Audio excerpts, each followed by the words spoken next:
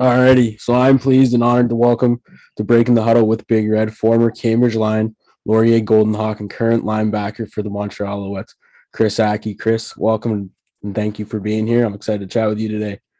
Hey, I'm excited, man. Let's do this. All right, so tell me a little bit about your football journey from Cambridge to high school to Laurier and then now to the CFL. Yeah, man. I've been playing football for a long time now. I started playing when I was 10 years old. So it's been a long time. I grew up playing Cambridge Lions, but before Cambridge Lions, it started off as like Cambridge like Mustangs. I think was my first team Yeah, back when I was 10. Then Cambridge Mustangs, and go to Cambridge like Warriors. And eventually, we got to the Lions. So I remember, yeah, growing up playing in Cambridge, and I went to Preston High School. So played there. Obviously, a great time at Preston. I still say best high school in Cambridge, but obviously that's a little bias. So we went there, and then from there, I was fortunate enough to get recruited by a few schools across the country. So then I decided to go to Laurier just because just growing up in Cambridge, Laurier is right there. So I got to actually remember when I was in I think grade 8, I went to a Laurier like football camp, grade 8 or grade 9. I just got to you got to go to the camp and meet the players, and just that made you feel like so like family. It was such like a family feel at Laurier. That's kind of what that played such a big role in me going to Laurier. So then obviously yeah, graduated from Preston, committed to Laurier, studied communications there. Also played football there. Had a good career there. I was fortunate to get drafted in the CFL. I went first round, fourth overall, which was huge because especially as a kid growing up, I always wanted to be a professional football player. I remember like like career day and stuff in school, where they ask you, hey, what do you want to yeah, be? I'd always say football. I remember teachers telling me like, no, you need to say something that's more realistic. You know what I mean? And as a kid, I yeah, was like maybe like 10, 11 at the time, and they saying like you gotta be more realistic because it's like they're pretty much saying, hey, you're not gonna make it type of thing. So I remember just making up different careers that I didn't even want to do, yeah, but just saying that. I remember I think I had a crush on a girl in my class once, and like it was probably in grade 5 or something. And I said it. She wants to be an architect. I said I want to be a construction worker. And then me, I'm not even a handy person like that. I'm like, hey, I'll pay someone to come do this, so I don't have to do it type of person. yeah, So it was funny just making up different careers. But obviously, football doesn't last forever, which I obviously know that. So I always think about. I don't look at it as like after football as like a plan B.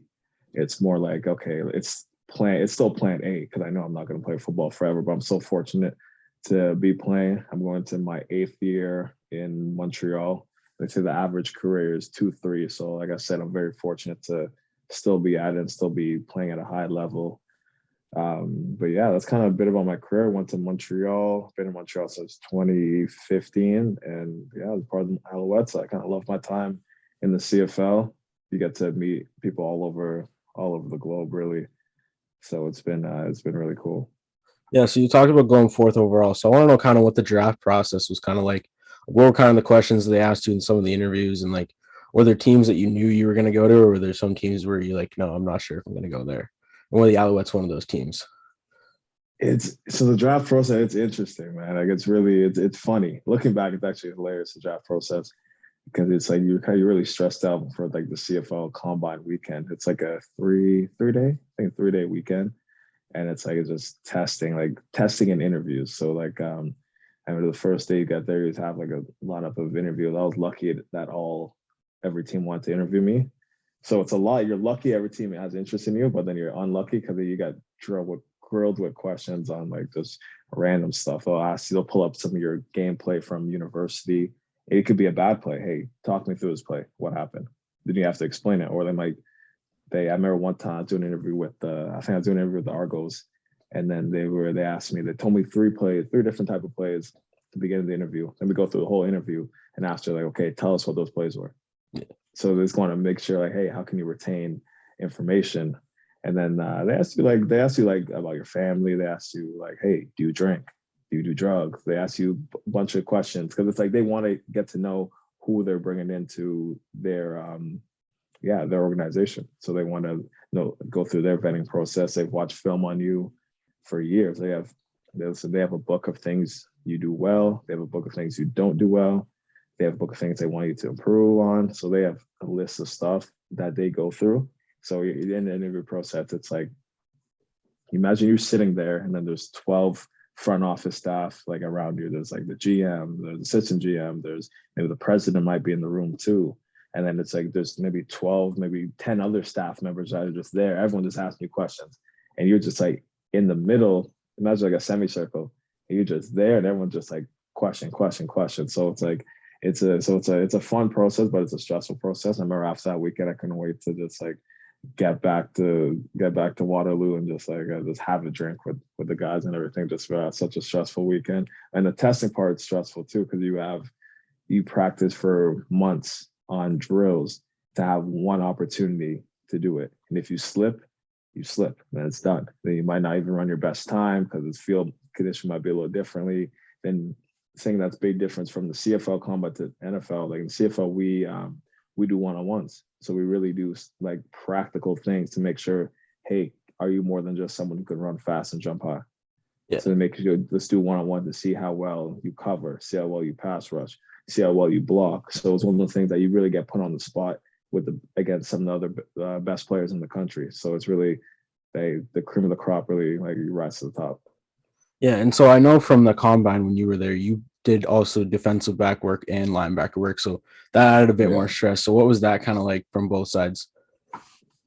It was I kind of wish I practiced some of the linebacker stuff because I didn't. So I was out here like pass rushing for the first time, really. Because obviously, when you're around the house, any football player around the house, you always pass rush around walls, doing all this like random stuff. So I remember just kind of doing stuff I would do at home. Like that's all it was. And I happened to do really well pass rushing. So that, but I did really well. I had a good weekend. I was able to kind of like showcase my athletic ability and just like my talents on the field as well. So just doing both. I know a lot of teams were impressed with that. A lot of teams were impressed with my conditioning to do both. I had some really good trainers leading up to the combine, which I definitely thank them for that.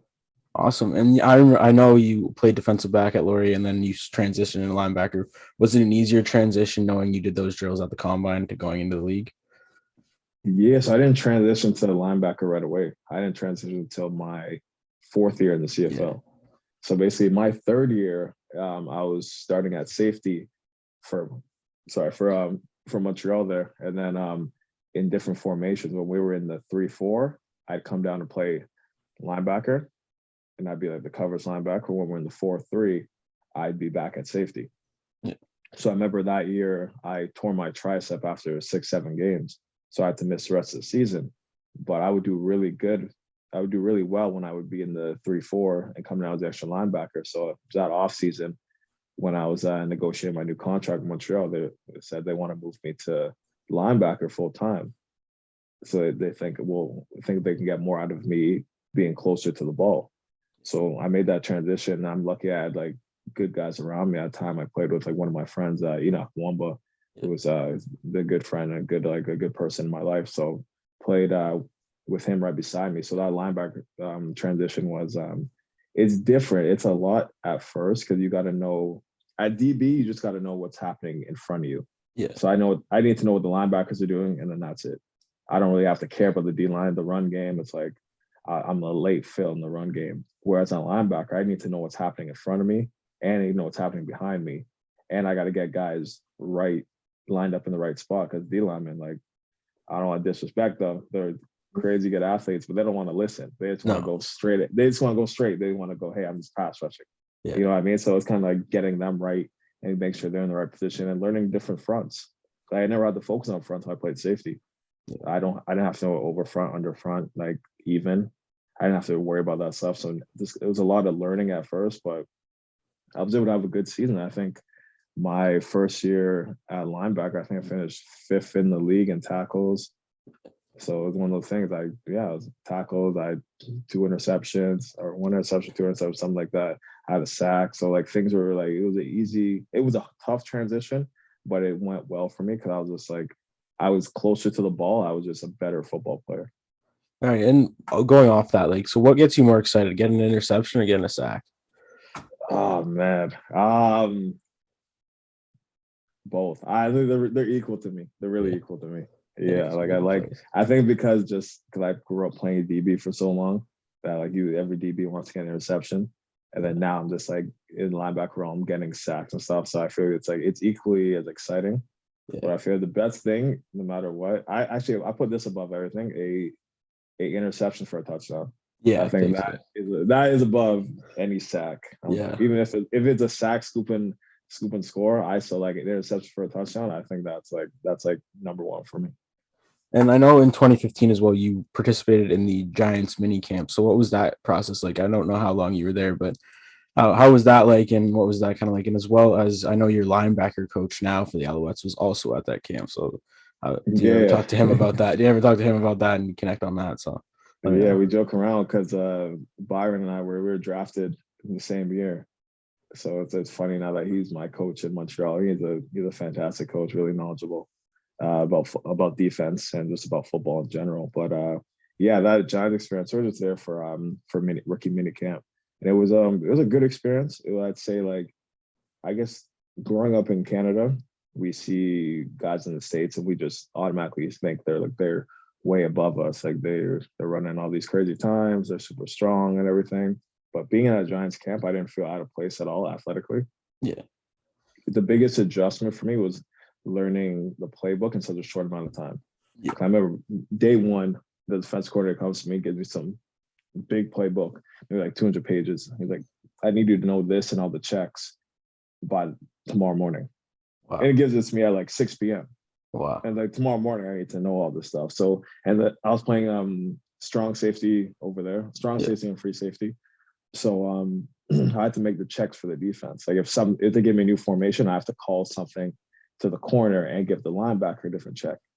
You know what I mean? And being Yeah. someone who didn't grow up playing American football, things are different. Like you just see things differently. Like you get tight ends in the States, or in Canada, you rarely use a tight end. Yeah. So we call formation differently. If I have 3 players strong and 2 weak, I'm gonna call that 32. Yeah. In the States, we might call that king, we might call that queen.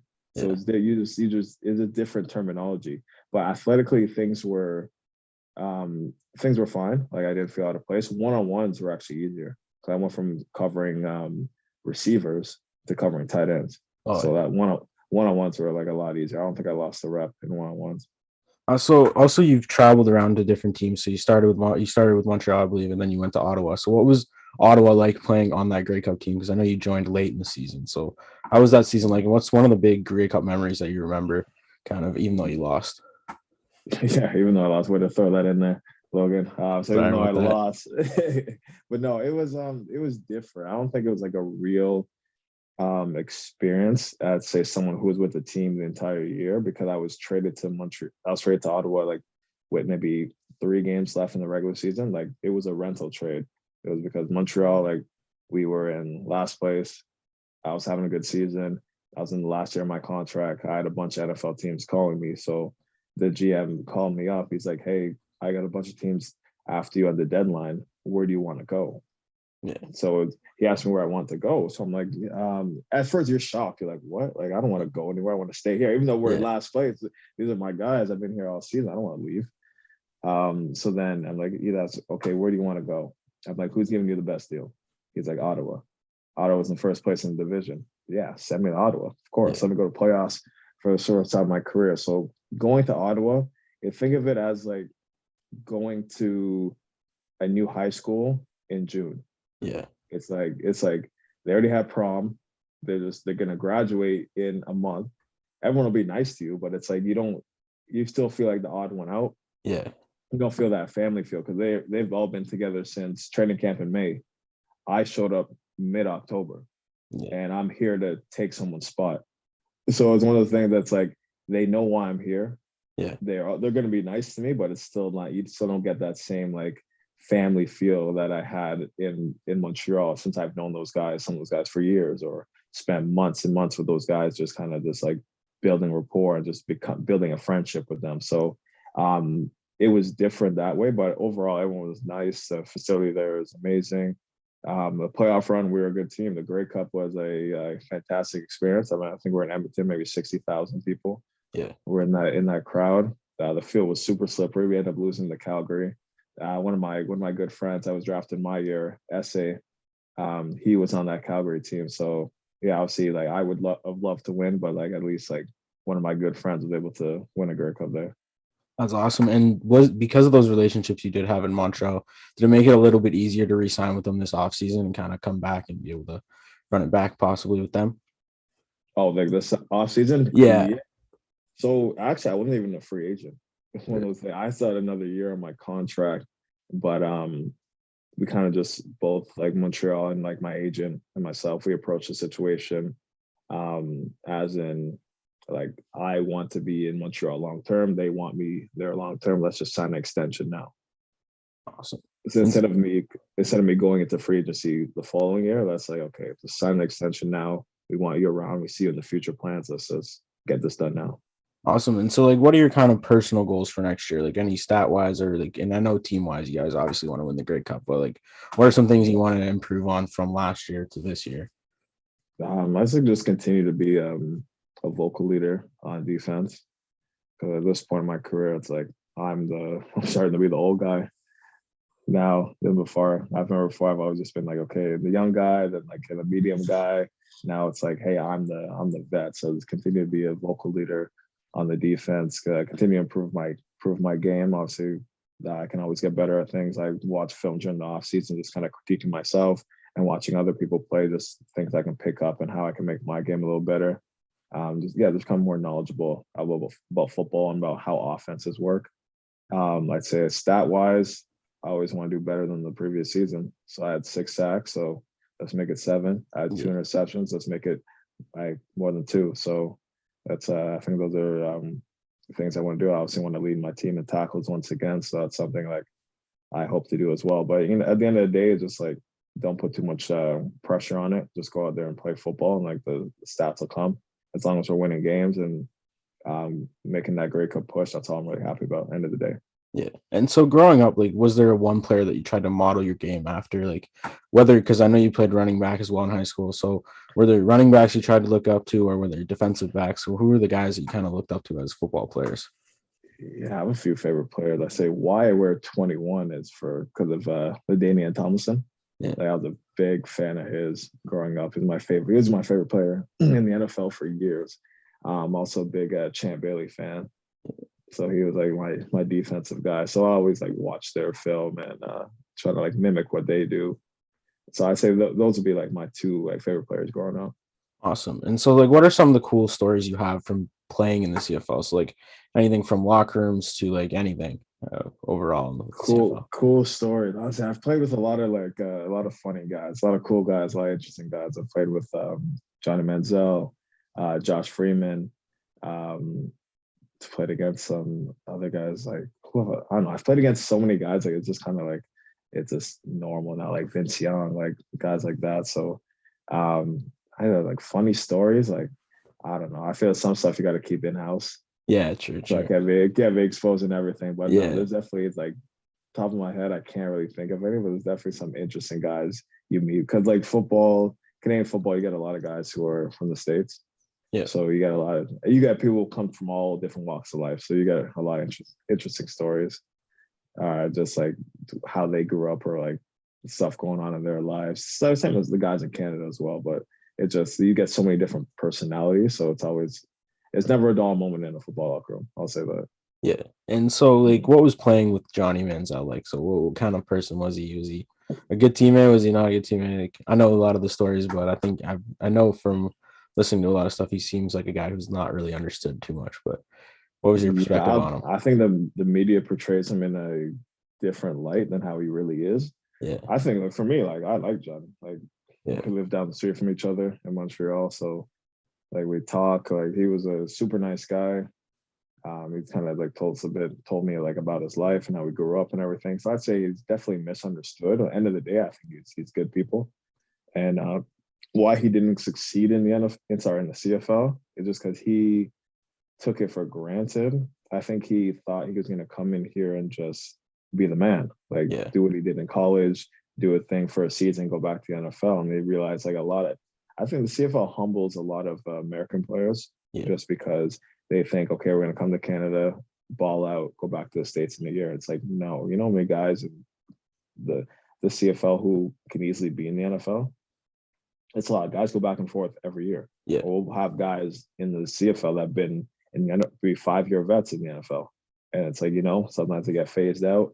Some stuff happens in their life. They get suspended or whatnot, and they come to Canada and play. So you get a lot of underrated players are in Canada. I've always said like the superstars in the NFL, they're better than the CFL, like the Aaron Donalds, Tom Brady, like Odell's, people like that. But the middle of the pack guys, like those are honestly interchangeable. Oh yeah. It's all about time and place. Yeah, and so I know you recently just started a thing called Impulse Football. So what was the moment you realized you wanted to start that? And is that something you look to probably carry on once your career is possibly over? Yes, actually, Impulse, I started that maybe like 6 years ago. Yeah. 6 years ago. Yeah, it was just a way to give back to the community. Just growing up in Cambridge, I remember my parents would work weekends, so sometimes I couldn't get a ride to practice or to games. So I remember like different my teammates, like parents would like pick me up or drop me off and whatnot, take my brother and I to games and whatnot. So and even sometimes like the registration fee, sometimes it might have been they want me to play for a different team. It's kind of expensive. They would like waive the fee for me just because they know like I was a talented player and they wanted me on the field. So just kind of there's a way to give back to the community that kind of helped me out so much. So I've always wanted to start a camp. And also, like I touched on it earlier, going to that Laurier camp and then feeling so welcomed with those players. That's why I always want to start a camp and give back in the best way I know how. And I was through football, something that helped me out. So that's something that's I enjoy doing it during the off season. Enjoy just like coaching kids and like being that mentor to them on and off the field. That's awesome. So that's always been good. And then we started a charity aspect off there. So we run a charity day once a year. Then we donate 100% of the proceeds to a local not-for-profit that shares similar values to myself and my staff. So that's something we just take pride in, just to giving back. Like it's not one thing where like not trying to get rich off doing this. It's just one of the things that's like, hey, it's just we enjoy coaching. Will I do it once I retire from football? Maybe I'll still do it. Depends how I feel. Yeah. But I think I will. I think I'll definitely like volunteer coach somewhere. Like if that's high school or if that's for a university team, just to continue to give back. Awesome. And so for anybody out there who's like was like you, who said football is what I'm going to do when I grow up, what's kind of some piece of advice that you'd give them to not give up on that? Hey, if it's important to you, stick with it. Like there's plenty of times where people told me I couldn't do it. I had a coach growing up tell me I would never play university football.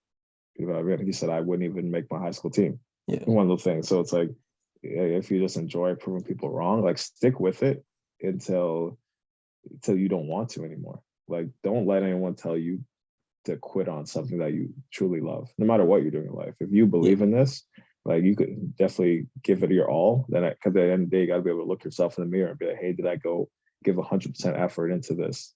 And if you didn't, you're going to keep chasing it. But if you did, then if you fail, then hey, I still put my best foot forward and tried my best at this. It might not be in my plans for me to do this, but then from there you might discover something else that you're interested in.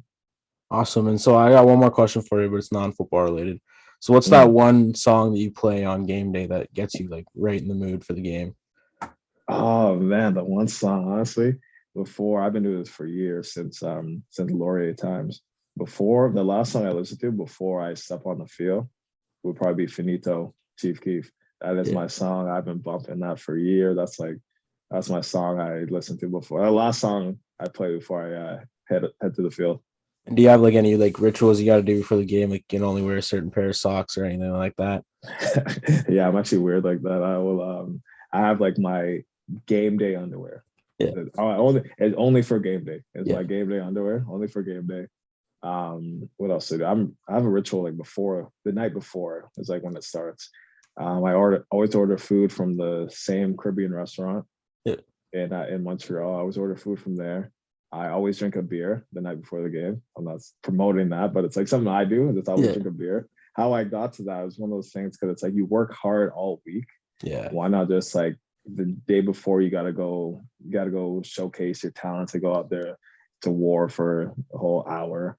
Like relax, like have your favorite meal, have a drink, watch a movie. Actually, I always watch Equalizer too. That's Equalizer is the movie out. Yeah, I always watch Equalizer before a game, the night before a game.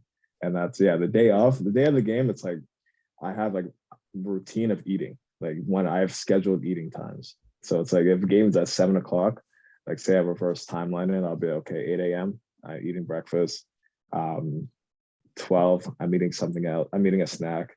2:30, I'll eat lunch. 5:30, I gotta eat my mini dinner before I go play because I don't want to be hungry throughout the game. So I always have like my scheduled times where I eat. And if the game at like 4 o'clock, I reverse timeline it from there. 1 o'clock, I reverse timeline it and just make sure I get like my eating in. So I actually have it written down based on when I play, what time the game starts, when I'm gonna eat based off game time.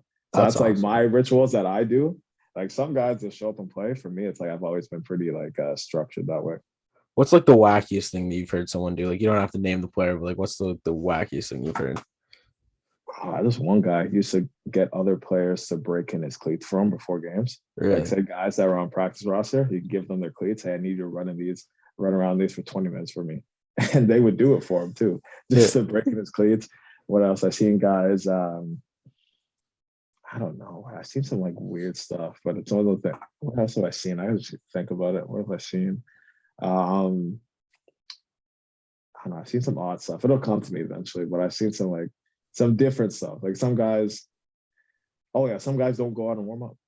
They will not warm up because Wow.